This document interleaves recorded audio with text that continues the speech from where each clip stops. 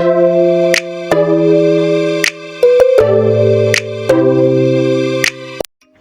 Morning guys and welcome back to my channel. একটা খুব সুন্দর ঝলমলে রোদ্দুরের দিন দেখে আমাদের দিনটা আজকে শুরু হলো। আজকে আমাদের নর্থ বেঙ্গলে শেষ দিন, রাত্রেবেলা আজকে ট্রেন, আর কালকে ফিরে যাব আমরা আমাদের বাড়িতে। তো তাই জন্য শেষ দিনটা সকাল সকাল বেরিয়েছি ভালোভাবে ঘুরে দেখবো বলে। গতকাল রাতেই আমরা মালবাজারের কাছে একটা হোটেলে চলে এসেছিলাম। হোটেলটার নাম হচ্ছে কস্তুরী। যাবতীয় তথ্য আমি নিচে ডেসক্রিপশন বক্সে দিয়ে দেবো। তো আজকে সেখান থেকেই আমরা বেরিয়েছি ঘুরে দেখব বলে। তো সবার ফার্স্টে আমরা এসছি তিস্তা ব্যারেজে। এই তিস্তা ব্যারেজ তো নিশ্চয়ই তোমরা কোথাও না কোথাও শুনেছো। এখন বর্ষাকাল, তাই জলটা জাস্ট দেখো একবারে তোলপাড় করছে। দাঁড়াও তোমাদেরকে একবার জলের আওয়াজটা শুনিয়ে দেখাই, তারপর বুঝতে পারবে তোমরা।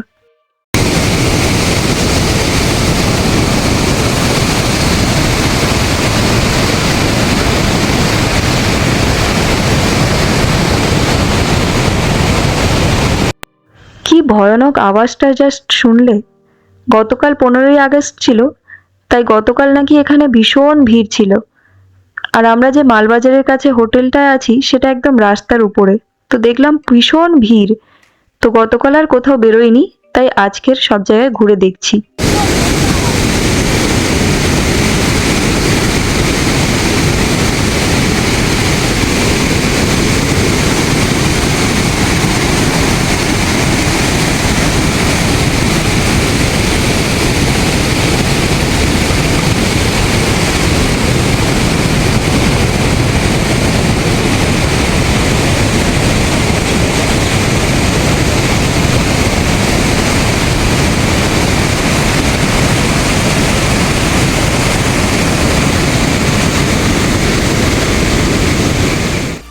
এখন বর্ষাকাল বলে এই ব্যারেজের এই উত্তাল ভাব, তবে শীতকালে নাকি এই ব্যারেজ একদম শান্ত হয়ে যায়, আর তখন এই স্টোর করা জলগুলোই আমাদের কাজে লাগে। কি অপূর্ব না? দেখতেও বেশ ভালো লাগছে, আর সেরকম এর ব্যাপারে জানতেও কিন্তু বেশ ভালো লাগছে। ড্যাম বানানো আছে যেখানে জলগুলোকে স্টোর করে রাখা হয়, যাতে সারা শীতে আমাদের কাজে লাগে।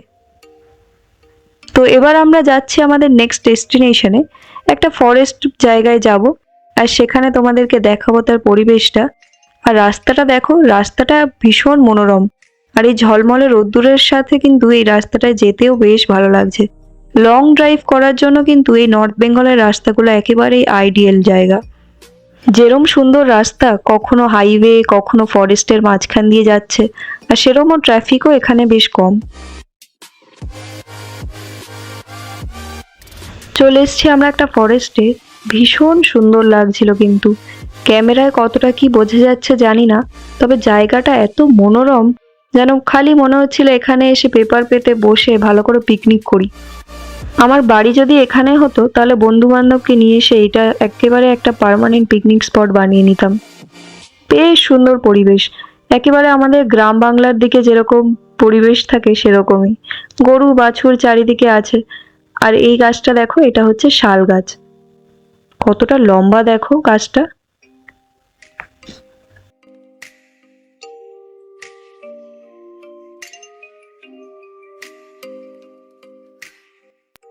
চারিদিকে নানান রকম ঝিঝি পোকার ডাক, পাখির ডাক, গরু বাছুরের ডাক।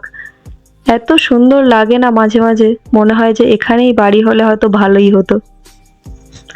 আর ওখান থেকে ফেরার সময় হঠাৎ নজর পড়লো এই জায়গাটায়, দেখো এটা নদী কি খাল বুঝতে পারছি না ঠিক, তবে শামলা পাতায় পুরো ভরে রয়েছে।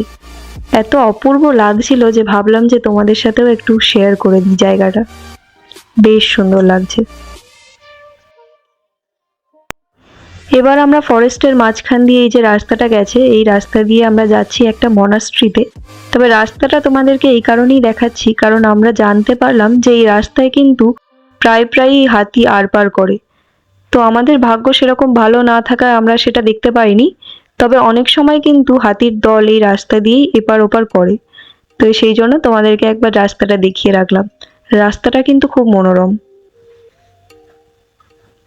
চলে এসছি আমরা মনাস্ট্রিটায়। নামটা তোমরা পজ করে দেখে নাও, কারণ নামটা আমার পক্ষে উচ্চারণ করা সম্ভব নয়। এখানে যেহেতু একটা হস্টেলও আছে মনাস্ট্রির সাথে সাথে, তাই জন্য বাইরে এখানে নাম, ফোন নাম্বার সবকিছু এন্ট্রি করিয়ে তোমাদের এখানে ঢুকতে হবে। সামনে ঢুকতে এই গণেশ, লক্ষ্মী, সরস্বতীর স্ট্যাচুটা পড়লো, তবে কার্তিক নেই দেখে মনটা একটু খারাপই লাগলো। তো চলে এসছি এখন মনেস্ট্রির ভেতরের দিকটায়।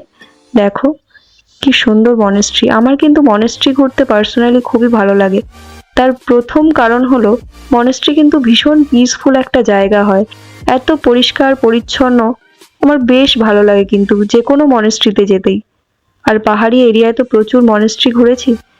একটা জিনিস প্রত্যেকটা মনেস্ট্রিতে কমন লেখা থাকে, সেটা হচ্ছে প্লিজ কিপ সাইলেন্স, যেহেতু এনারা খুবই চুপচাপ থাকতে পছন্দ করেন। Peaceful and calm environment. আর এতটাই পিসফুল যে আমার বাবা এখানে শুয়েই পড়েছিল কিছুক্ষণের জন্য। তো ঘোরা তো আমাদের শেষ হয়ে গেল, এবার আমরা চলে এসেছি নিউমাল জাংশনে, বাড়ি ফেরার পালা। এখান থেকে আমরা ভিস্টাডোম চড়ে ফার্স্টে যাব হচ্ছে এনজেপিতে, আর এনজেপি থেকে আমাদের ট্রেন ছিল পদাতিক এক্সপ্রেস, পদাতিকে করে আমরা ফিরবো হচ্ছে শিয়ালদায়। তো এই যে চলে এসছে আমাদের ভিস্টাডোম, এটা হচ্ছে একটা ট্যুরিস্ট স্পেশাল ট্রেন। তো এই ট্রেনটা আমি ফার্স্ট টাইম চড়ছি, তাই সেই ট্রেনে চড়ার অভিজ্ঞতা তোমাদেরকে শেয়ার করব।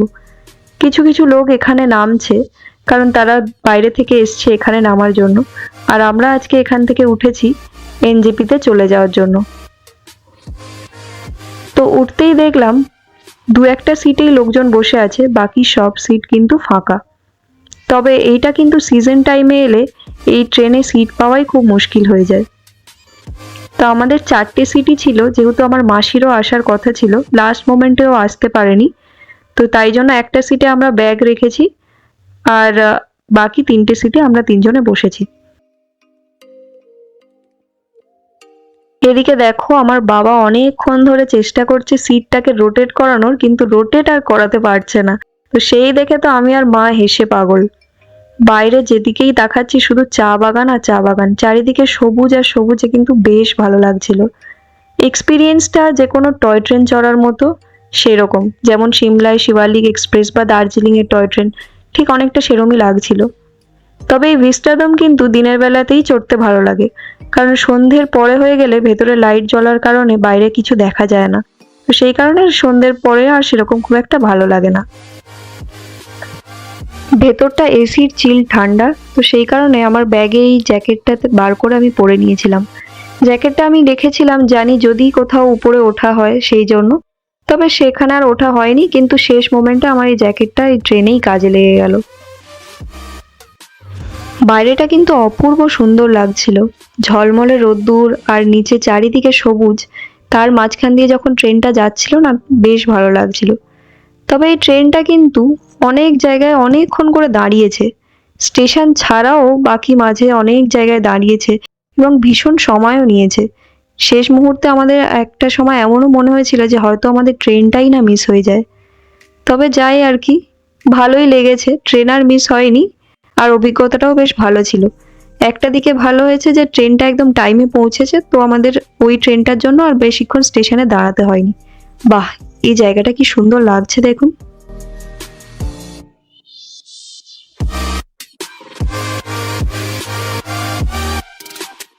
শিলিগুড়ি অবধি তো আমাদের কোচে 2-3টে সিটে লোকজন বসেছিল, তবে শিলিগুড়ির পরে কিন্তু এই ট্রেনটা পুরোই ফাঁকা হয়ে গেল, আর সবগুলো সিটই ফাঁকা। দেখো এখন যেন মনে হচ্ছে পুরো কোচটাই একা আমাদের, আর আমরা হয়তো এই ট্রেনের মালিক।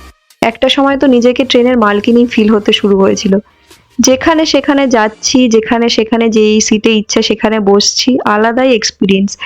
এটা কিন্তু এই অফ সিজনের জন্যই পেয়েছি, অন সিজন হলে কিন্তু এখানে এই ট্রেনে সিট পাওয়াই মুশকিল হয়ে যায়, কারণ এই ট্রেনটা সপ্তাহে 3 দিন একবার করেই চলে।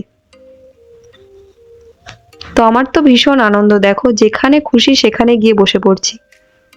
তো যাই হোক, আমরা নেমে যাব এবার এনজেপিতে, এনজেপির কাছাকাছি চলে এসেছি।